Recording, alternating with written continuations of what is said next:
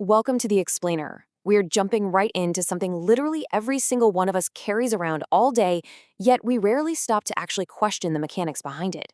You know the drill. Every single year, smartphone manufacturers roll out their shiny new flagship devices. It's a massive event, and every year, without fail, the marketing pitch sounds incredibly familiar. The hype builds, the presentations are super flashy, and the promises are huge. But as we peel back the layers today, we're going to see that this repetitive, increasingly expensive cycle might actually be deeply flawed. Because what are we actually sold, right? More megapixels. Every single year, the number jumps. 50, 100, 200 megapixels packed into a tiny little sensor on the back of your phone. It is this relentless, rapid-fire marketing push centered almost entirely on extreme camera specs. And right on its heels, more AI, more TOPS, trillions of operations per second, more camera sensors, more processing power entirely dedicated to rendering pixels. It's a staccato rhythm of industry buzzwords that inevitably leads to one unspoken reality: a much, much higher price tag. Okay, let's dive into this. Are flagship phones solving the entirely wrong problem? What if this whole multi-billion-dollar smartphone industry is trapped on a trajectory that doesn't actually align with what you and I really need? It's a massive question, and to answer it, we need to strip away all that marketing hype and look at the reality. Section 1. The reality check. So there's a pretty stark contrast between marketing and reality. We need to step out of those flashy tech presentations and look at how human beings actually interact with their devices on a Tuesday afternoon. For normal users, the smartphone is the center of daily life, right? It's messaging, social media, banking, navigation, maybe some streaming. And for professionals, it is heavily administrative. We're talking emails, reviewing huge PDFs, endless Microsoft Teams meetings, engineering drawings, maybe some 3D model reviews. The vast majority of our actual day-to-day usage is functional, practical, and highly administrative. So the absolutely crucial point here is what is not on those lists. Neither the everyday user nor the busy professional is begging for a 200 megapixel camera just to review an Excel spreadsheet. Nobody is asking for a 100x zoom to check their bank balance. There's no way you need to film an 8K video for a quick Teams huddle. And very few of us are asking for yet another AI photo filter that we might use once as a neat little parlor trick and literally never open again. We are being sold supercomputers optimized for Hollywood-level cinematography, but we're using them to read PDFs. Section 2. The hidden cost of features. Now you might be thinking, well, so what if my phone has 8K video? It doesn't hurt to have it, right? But where exactly is the money going? Every single gimmick added to a flagship device has a hidden tax. A feature isn't just software, it demands physical, tangible resources. That giant camera bump on the back of your phone, that takes up crucial physical space. It requires vast engineering resources. It eats into the cooling capacity. And most importantly, it physically displaces your battery capacity. Every millimeter taken up by a periscope zoom lens is a millimeter stolen from your battery. And ultimately, all of that adds weight, and it severely drives up the price you pay at the register. So let's do a quick thought experiment. Imagine we just strip away those unrequested features. We reduce the camera from 4 sensors to 2 genuinely excellent ones, and we totally ditch the 100x zoom, the 8K, the AI gimmicks, and that whole obsession with synthetic benchmark scores. What do we gain? Well, the improvements in daily usability would be massive.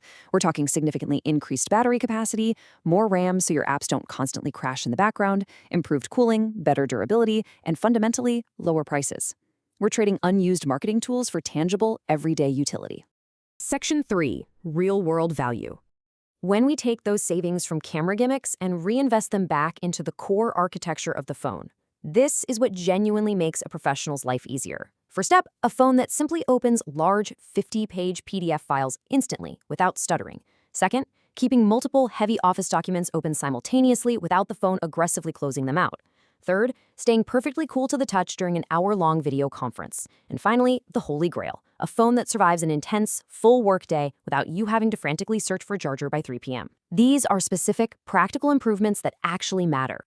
It really boils down to this. A 200-megapixel camera does not create value every day. A phone that easily powers through a full day of heavy document multitasking, that absolutely does. Extreme camera hardware consistently fails to address our actual daily productivity needs. Section 4. The foldable dilemma. Now, We cannot talk about extreme smartphone pricing without addressing the elephant in the room: foldables. People constantly ask why foldable phones remain so astronomically expensive. Well, the answer is a massive internal conflict. Manufacturers are stubbornly trying to cram two entirely different premium devices into one single chassis. They want it to be this ultimate multitasking productivity device, and they want it to compete as a top-tier camera flagship at exactly the same time. A foldable already faces massive inherent physical and financial challenges before you even touch the camera. I mean, you have two separate displays. You have an incredibly complex microscopic hinge mechanism. You have additional structural components and massive durability requirements. That alone makes the phone super expensive. Yet, manufacturers still try to wedge in the exact same premium, space-consuming zoom camera systems found in traditional phones. They force the foldable into the exact same camera race. So what's the solution here? It requires a logical paradigm shift. Step back from the camera race. Imagine a foldable designed purely for productivity. It would have excellent cameras because, hey, we still want to take great photos of our families and our documents, but not extreme cameras.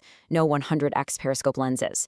By stepping out of that benchmark chasing race, you get excellent battery life, excellent multitasking, and a durable device, all while either lowering the price or making the phone substantially better at its core job. Section 5. Building a better smartphone.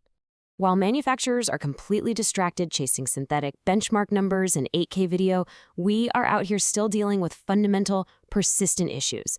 Battery life is still a problem. Durability, like screens cracking from simple drops, is still a problem. Repairability is still a massive headache. And price? Price is absolutely still a problem. These are the core elements that actually matter to us consumers every single day. And that leads us to a pretty radical idea. The next breakthrough may be the decision to stop building features nobody asked for. Think about how wild that is. In an industry utterly obsessed with addition, the ultimate new form of innovation might actually be subtraction. It's about taking away the bloat and reinvesting in the things that people actually use every single day. So as you look at your own device right now and maybe consider your own upgrade fatigue, ask yourself, do people want more features or do they want better phones? The smartphone industry has reached a tipping point where adding a flashy new gimmick is actually easier than solving a real, hard structural problem. But true value isn't found in a spec sheet, it's found in how effortlessly a device supports your real life. Thank you so much for joining me for this explainer, and I hope it makes you look at your next smartphone upgrade in a whole new light.